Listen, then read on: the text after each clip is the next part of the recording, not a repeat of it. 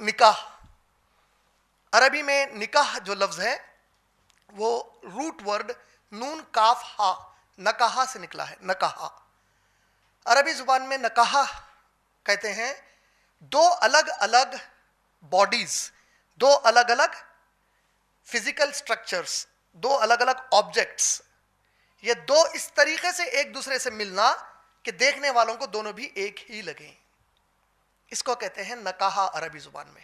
نکاحا مانے two separate bodies come together in closeness such that they appear one when others look at them.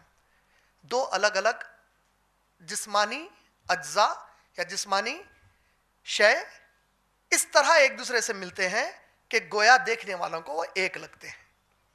یہ ہے نکاح، اسی سے ہے نکاح.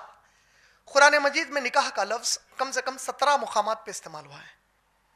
سورہ بقرہ سورہ نمبر 2 کی آیت نمبر 221 221 میں، 230 232 235 اور 237. سورہ بقرہ میں 230 232 235 237 اور 221. یہ پورے مقامات پر سورہ بقرہ میں نکاح کا لفظ آیا ہے.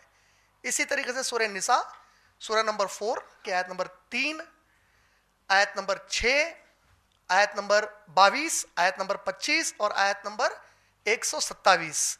سورہ نساء سورہ نمبر 4 آیت نمبر 3، آیت نمبر 6، آیت نمبر 22، آیت نمبر 25 اور آیت نمبر 127. اسی طریقے سے سورہ نور سورہ نمبر 24، سورہ نمبر 24، آیت نمبر 3، آیت نمبر 32، آیت نمبر 33 اور آیت نمبر 60.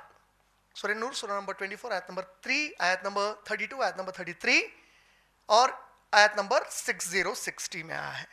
اسی طرح سورہ احزاب سورہ نمبر 33، آیت نمبر 49 اور آیت نمبر 50.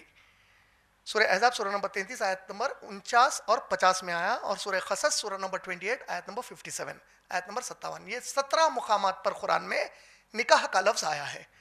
اور قرآن نے جو نکاح کا لفظ استعمال کیا ہے اس کو دو معنی میں استعمال کیا ہے، دو ڈیفرنٹ میننگز میں. قرآن میں یہ 17 آیتیں جب آپ پڑھیں گے تو قرآن میں نکاح کا لفظ دو الگ الگ معنی میں استعمال ہوا ہے.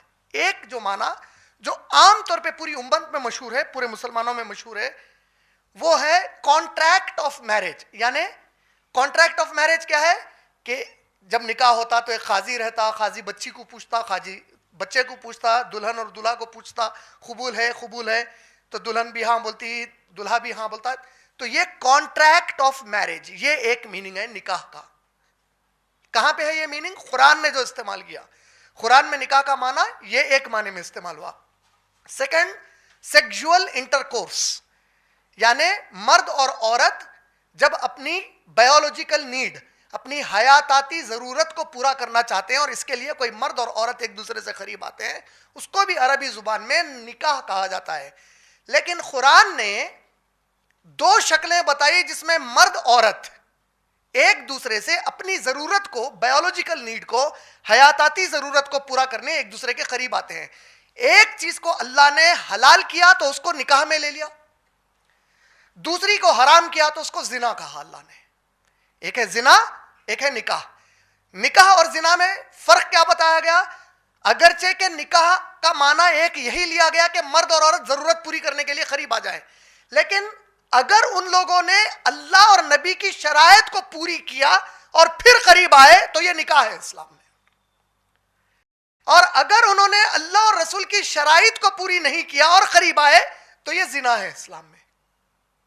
پہلے یہ واضح ہو جائیے. تو نکاح اسی کے معنوں میں آیا ہے.